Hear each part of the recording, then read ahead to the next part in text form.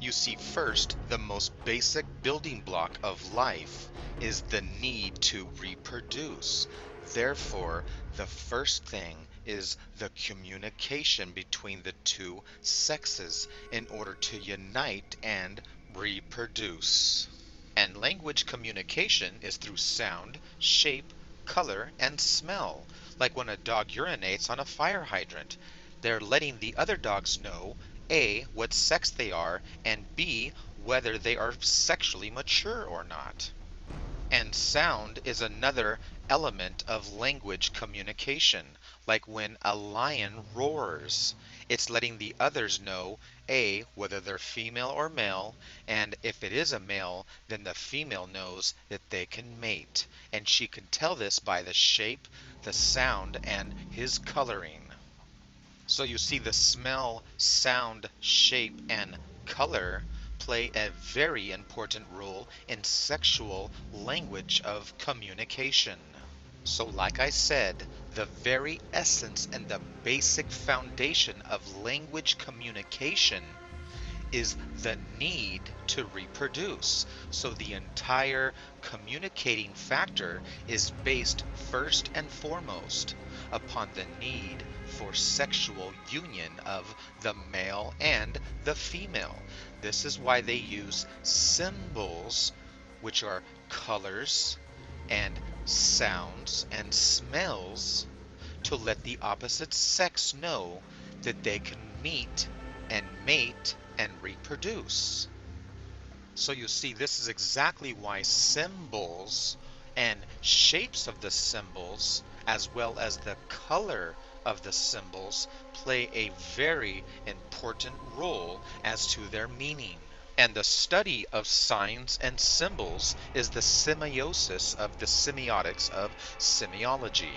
So semiology is the study of the relationship between the signs and the symbols and their interpretational meanings, their functions and understanding and communication. Or the signification or the signification is the significance of the very essence of the sign. And symbology is the study of symbols, their obvious and hidden meanings. And the logy or the ology is the study of, which is the study of the log, which comes from the tree. And the prefix of sim means to come together, or the couple, the same or similar. And the thesis and the antithesis come together to form the synthesis, which is the theology behind the male World Trade Center tower and the female World Trade Center tower that came together and synthesized as one. So like I said before, the symmetry is known as the same tree. So this is why the symbol will always be symmetrical, exactly like almost all logos and symbols and signs. And duality is the fundamental principle behind the theology of God, which is dualism, which is the deity, which means the day and the night, because one day is both day and night, just as one year is both winter and summer, black and white, male and female. This is exactly why the very word God and Jesus and Zeus, for example, means the deios or the two. So just as the natural world has the dualistic principle of winter and summer, day and night, it is the bicycle of the red and the blue, which is the cycle or the bicycle of the Illuminati colors of the logos of red and blue, which is winter and summer, day and night. And of course, the logos have the log of the sacred tree, which is like a sign, a symbol, like a sign or a symbol that hangs on a tree that tells you and communicates with you about information. It gives you a signal or a sigil. And we make a sigil or a symbol or a sign when we sign our name Our signature signifies who we are. It is the symbol of us. And notice that the G in sign is silent, which is sin, the sin of the moon, which is a beacon in the sky, or a signal, or a sign, which is a symbol. And of course, the moon has the dualistic symmetry or bisymmetry of black and white. And like I said before, the moon controls our emotions, our thoughts, our minds. It controls what we think and what we feel, exactly like a symbol does. You see, symbols are sigils, which are signs, and they control how we feel. They control our emotions. It's mind control. So if I showed you this symbol, it wouldn't make sense to you. A little bit of chaos. But if I show this symbol to you, you know exactly what it means. And if I show this one to you, you feel happy. But if I want to invoke anger and control your mind, I can easily show you this symbol, which will change your emotions instantly. And of course, words alone can invoke symbolism or thoughts in your mind. Like if I say stop sign, you think of a red stop sign. And that represents the action of stopping or you'll die. And if I say do not enter, you have a vision of a do not enter sign. And by the way, did you know that do not enter is a sexual symbology of the sexual union of the male and the female when he is in her? Which is exactly like the same sex symbol of life, the power symbol. So every color is very important and actually represents a symbol that means something. For instance, let's say white, which is purity and virginity, versus black, let's say, which is like a whore or that which is evil and dark. And we might say red is like the blood from murdering somebody or killing somebody, the red blood of death. And then green would be a color of fertility during the springtime when things begin to mate and things are reborn. So just about every creature that crawls or swims or flies upon this earth sends out symbols and signals or signs from using colors. And chameleons are very well known for showing and symbolizing and giving off signals of different colors according to their mood or their intentions. Their behavior will reflect the colors that they are feeling. So if they give off bright colors, they might be angry and scared. When they're lighter and more calm, they're more green and yellow.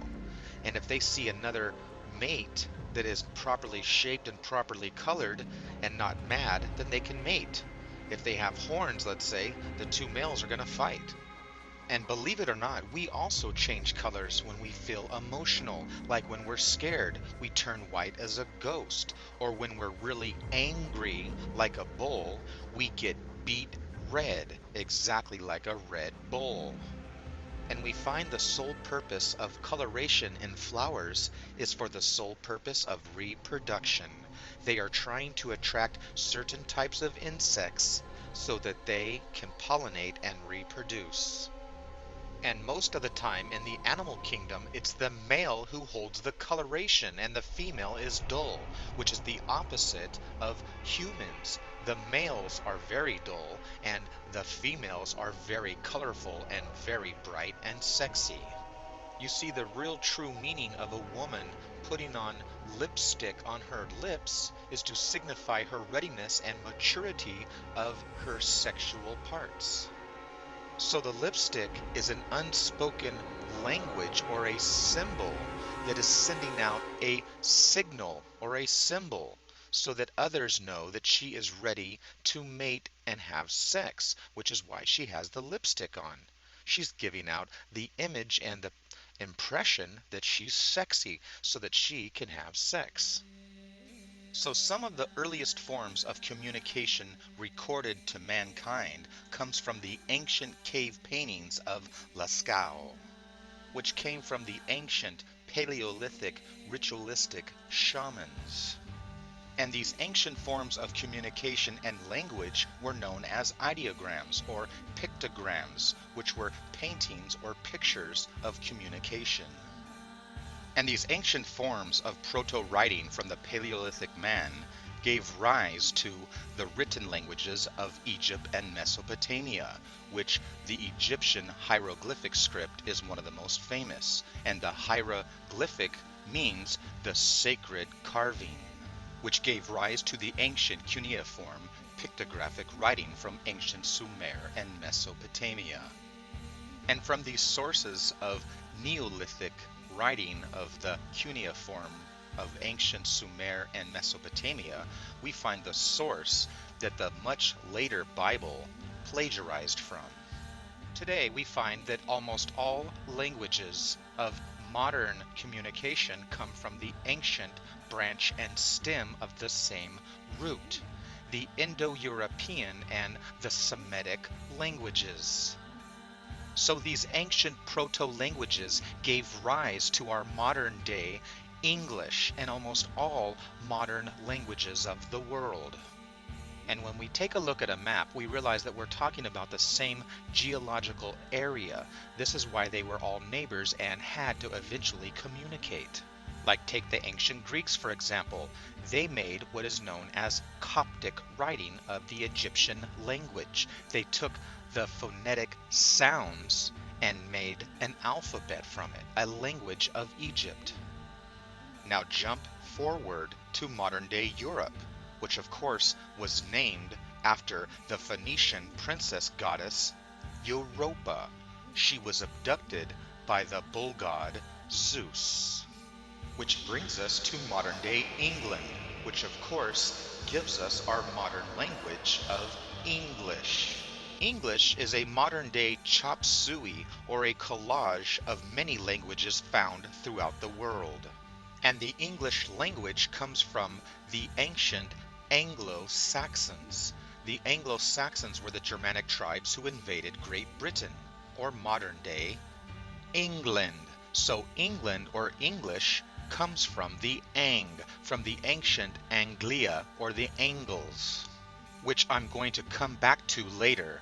So the modern-day English language or the English language comes from the Latin or the Roman Latin language, which was known as the alphabetum. And the Latin alphabetum comes from the Greek alphabetos. So we find that the Latin and the Greek alphabets actually come from a much older civilization known as the ancient Semitic languages of ancient Cana Phoenicia. And of course, modern-day Phoenicia and Cana is known as Israel. So the ancient Semitic, Hebrew, Cana Phoenician languages of the old world, of the Paleolithic ancient world of our ancestors, gave rise to almost every single modern-day language or alphabet that we find throughout the world. And this is exactly the reason that all languages of the modern world, or throughout the world, have what's known as an alphabet, which is the A and the B, which comes from ancient Cana Phoenicia, the Paleolithic alphabet of the ancient Hebrews, the ancient Canaanites, and the Phoenicians. This is why the ancient Cana Phoenicians give the English language its phonetic sounds from the Phoenicians. And you see, these phonetic sounds is why we communicate today through what we call our phones, which comes from the Phoenicians, the mode of communication, which of course is known as a telephone. And the bull god El is the bull god El of the Bible, which of course comes from the ancient city of Cana Phoenicia known as Byblos. He is the god of the Bible, which is why we have canon law or Canaanite law, which comes from the city of the Phoenicians of Byblos, the city of Jabel, where they worshipped the bull god El. And this is exactly why the alphabet of English, or the alphabet of ancient Cana Phoenicia, the Paleo-Hebrew alphabet, pictographic pictures, shows us that the letter Aleph, or the A, comes from the sacred Alpha bull, the bull god El. So the very God of the Bible is spelled with the Aleph and the Lamd, the A and the L. But the Aleph is silent, therefore this is why we have the L. And the Hebrew Lamd, or the L, comes from the cane, or the walking stick, the staff of El, which is actually the phallic bull penis of the ox goad, the hook or the crook that comes from the penis of the bull. And this is why the symbol of the ox goad in ancient Egypt was known as the was, the hieroglyphic of the bull penis. And the cornerstone is the El stone, the golden corn fertility god of harvest, Saturn El, which is why his symbol is the symbol of the El, which is known as the sickle, the sickle that Grim Reaper uses to harvest and sweep the old year to the new year. So you see, this is exactly why the symbol for Saturn L is the symbol, or the letter L, the same symbolic representation of the god of the 12 houses. This is why the Capricorn, or the house of December, is the 12th house, which is the house of El, Saturnus, the god of Capricorn, the old goat that came from the young bull. So you see, this is why the Lamd, or the El, has a numerical value of 12, as well as the gematria level of 30. And of course, the first 30 degrees of the zodiac wheel is the second house, or the bi-bull, which is Taurus, the bull, which is why the bull god Jesus, or the bull god Zeus, begins at the age of 12 and 30. So you see, this is why Jesus, or Jesus, the Dios, has the symbol of the bull penis of El, or the Lamd, the walking cane. And that's why they always show Jesus with the shepherd's staff, which is the bull penis of El, which is used to fleece and flock the sheep. And when we take a look at the Paleo-Hebrew pictographic picture of the Lamd, or the Lamed, it is the L, or the crook, which is the walking cane, or the walking staff, the stick of the bull penis, which is known as the ox goad. And the goad is the reproductive organs of animals, which gives us our gonads. And when the male is erect and hard, you can clearly see where the shape of the Semitic L, or the Lamed, the goad, comes from. Like the biblical story where the son of Anath killed 600 Philistines with the ox goad. And you see, the secret is that the word God comes from the word God, the gut, which is like the old goat, the old horny goat, the same symbolism because of the gonads of the goat. And this is why the elite, or the Saturnalists, the Satanists, also worship the goat head, which is the goat of Capricorn, the old horny goat that comes out in the 12, or the L, December, Santa Claus. And that's why the Satanists have the inverted pentagram, which is the old goat inverted. He's hung upside down in December. So you see, this is why the elite, or the Elites, the Illuminati, worship the bull penis. And the worship of the rock-hard phallic pole penis brings us to the letter A. which is the symbol of the Illuminati. And the A, or the Aleph, is the first symbol or letter of the Hebrew alphabet. And you can see how the A and the L and the 1 all have the same basic shape of the pole or the penis. And remember that the Aleph, or the A, is a form of a triangle, which is the symbol of fire, the symbol of the male fertility and sex. And you'll notice that the A, or the Aleph, is the triangle symbol of a truncated pyramid. So you see, this is why the Illuminati have used this symbol since ancient times to this very day. The truncated pyramid. And of course, the level on top is where they used to make ancient sacrifices to